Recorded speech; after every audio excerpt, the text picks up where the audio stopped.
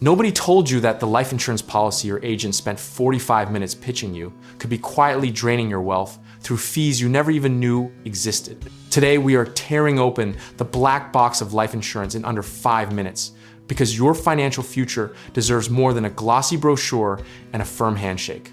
Let's start with the death benefit, which is the headline number, the one agents lead with, the big, bold figure that makes you feel like you are leaving a legacy. But here's the catch, not all death benefits are created equal. And the difference between a level benefit and a return of premium benefit could mean tens of thousands of dollars your family either gets or doesn't. Now, cash value is where things get genuinely interesting. And by interesting, I mean slightly absurd. Insurance companies essentially convinced an entire generation that a savings account wearing a trench coat and calling itself Whole Life was a sophisticated wealth building tool. And honestly, respect the hustle. Cash value grows at different rates depending on whether your policy is whole life, universal life, or indexed universal life. And those distinctions matter enormously over a 20 or 30-year horizon. Think of it like the difference between planting a tree in rich soil versus sand. Both get watered, but only one actually grows into something you can sit under. Here is where the real drama lives. Those surrender charges, and if you have ever tried to exit a policy in the first 5 to 10 years, you already know the pain. Surrender charges are essentially the insurance company's way of saying, thanks for playing, here is a penalty for changing your mind.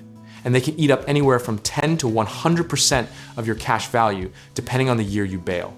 The irony is that most people buy life insurance because they want financial security, and then get locked into a product that punishes them for needing liquidity. It is the financial equivalent of a gym membership that charges you extra for not showing up. The system is not broken, it is working exactly as designed, just not for you. Now let's talk fees, plural, because there is almost never just one.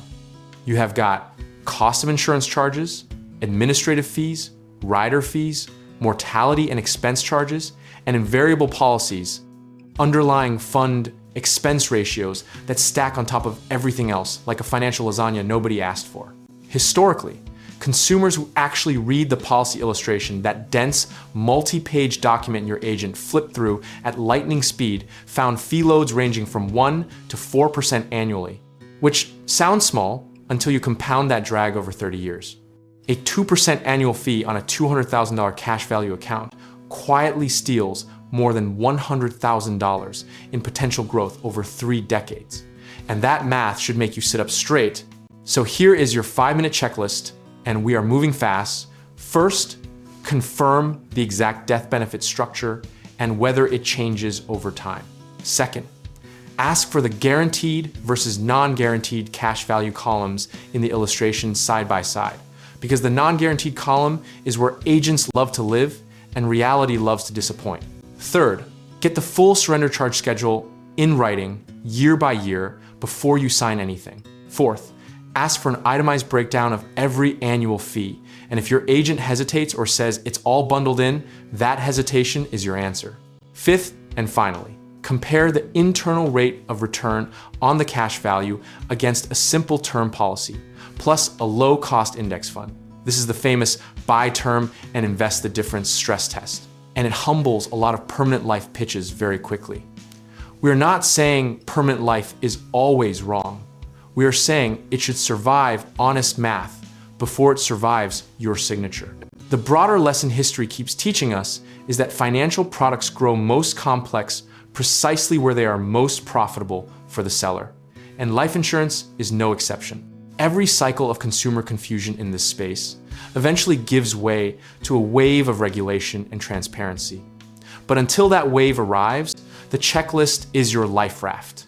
Discipline here means slowing down what the industry wants you to rush, asking the questions that feel awkward in the room, and trusting the numbers over the narrative. The best policy for you is not the most impressive one on paper. It is the one that still makes sense when you stress test every single line. You are not just buying a product. You are making a multi-decade financial commitment, and the person across the table gets paid whether it works out for you or not. And whether you are starting from scratch or reconsidering something you already signed, we can help you get started in real estate investing, connect you with home contracting work, or find the right lenders. Just check out our links in the description below.